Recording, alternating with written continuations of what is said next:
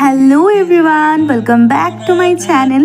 আমার আরও একটা সুন্দর মিনি ব্লগে তোমাদের সকলকে জানাই অনেক অনেক ওয়েলকাম। এই ব্লগটা হচ্ছে গত সানডে, যেদিন ছিল আমার ফার্স্ট ব্যাচ ব্রাইডাল মাস্টার ক্লাসের ফার্স্ট ডেমনস্ট্রেশন। আর আজকে আমার মডেল ছিল অনুস্মিতা। যেহেতু মা বাড়িতে নেই, তাই প্রচুর কাজের চাপ বাড়িতে আমার মাথার ওপর ছিল, সেই জন্য আজকে শ্যুটটা ক্যান্সেলই করে দিতাম। তবে ও বললো যে আমি আগে গিয়ে তোর হাতে হাতে একটু কাজ করে দেবো, তবে শ্যুটটা ক্যান্সেল করিস না, পরে ক্ষতি হবে। এই ভেবে আমি একটু খুশি হয়েছিলাম যে আগে মুখ ফুটে বলেছে তো উনি নাকি 9টায় আসবেন। 9টাও নয় 10টাও নয়, উনি আস্তে আস্তে বাজিয়ে দিয়েছেন। ঘড়ির কাঁটায় তখন 1টা। তবে একদিকে ভালো হয়েছিল, আগের দিন যদিও এই শ্যুট নিয়ে চিন্তায় আমার খুব একটা ঘুম হয়নি, তাই সকাল সকাল ঘুমটা ভেঙে গেছিল। এরপর দুবেলার রান্না, ঠাকুরের পুজো সবটা সামলে উঠতে উঠতে মোটামুটি হিমশিম খেয়ে যাচ্ছিল। কারণ আমি মাথায় প্রচুর টেনশন বা চাপ নিয়ে না কোনো কাজ ঠিকঠাক করতে পারি না। আমার স্টুডেন্ট প্লাস আমার মডেল দুজনেই ভীষণ লেট করেছে। এটাতে আমার একটু ভালো হয়েছে যে আমি নিশ্চিন্তে কাজগুলো সারতে পেরেছি সময়ের মধ্যে। এখানেই তো শেষ নয়, এরপর তো আমাদের শুরু হলো গল্প,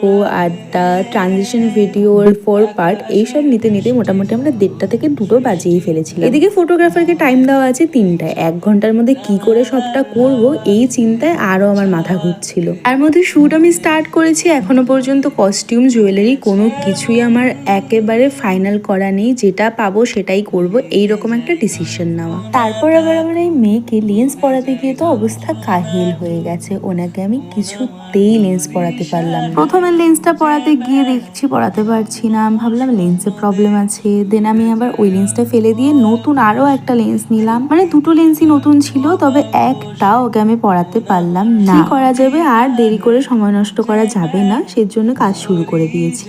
শুট করতে করতে একে ফোন করে বলছি জুয়েলারি পাঠাও, তাকে ফোন করে বলছি শাড়ি পাঠাও। এই করেছি পুরো দিনটা। এর আগে আমি যতগুলো কাজ করেছি বেশিরভাগই ফেয়ার স্কিন টোনের ওপরে, তবে আজকে আমি কাজ করছিলাম একটু ডাস্কি স্কিন টোনের ওপরে। তবে এই মেয়েকে আমি 1 বছর ধরে হয়তো বলছি সাজাবো সাজাবো, নয় কস্টিউম পাই না, নয় সময় পাই না। উনি তো একেবারেই ব্যস্ত ম্যাম, ওনার তো সাজার একদম সময় নেই, হাতে পায়ে ধরে রীতিমতো রাজি করাতে হয়েছে। যাই হোক, তবে অনুস্মিতার মুখটা দেখতে এতটাই মিষ্টি না, ওকে তুমি যেইভাবেই সাজাবে সেইভাবেই দেখতে ভীষণ কিউট লাগবে। তবে আজকের কাজটা আমার কাছে ভীষণ চ্যালেঞ্জিং ছিল, তার সাথে সাথে ভীষণ এক্সাইটেডও আমি ছিলাম। যাই হোক, আজকে কিন্তু আমি বেশ অনেক কিছু এক্সপেরিমেন্ট করেছি, বাট আমি অন্য কাউকে সাজাতে গেলে এক্সপেরিমেন্ট করতে বেশ ভয় পাই। তার একটা কারণ হচ্ছে সে পছন্দ করবে কিনা। তবে ও আমাকে বলছিল তো যেরকম ইচ্ছা সাজা, আমি তো সংসেজেও বসে থাকবো, আমার কোনো কিছু তো অসুবিধা নেই। এই কথাগুলো শুনলে না নিজের প্রতি একটু কনফিডেন্স। আর এই যে আমার স্টুডেন্ট, ওনার কাজকর্ম কথাবার্তা শুনে কেউ বুঝতেই পারবে না যে উনি আমার থেকে মাত্র 1 বছরের বড়। এত গুণী মেয়ে। আমি তো অনুস্মিতাকে বারবার বলছিলাম, ভাই আমরা কি করলাম জীবনে, কোনো কাজ করে আমরা কখনো খেতে পারবো না। এরা দেখ কত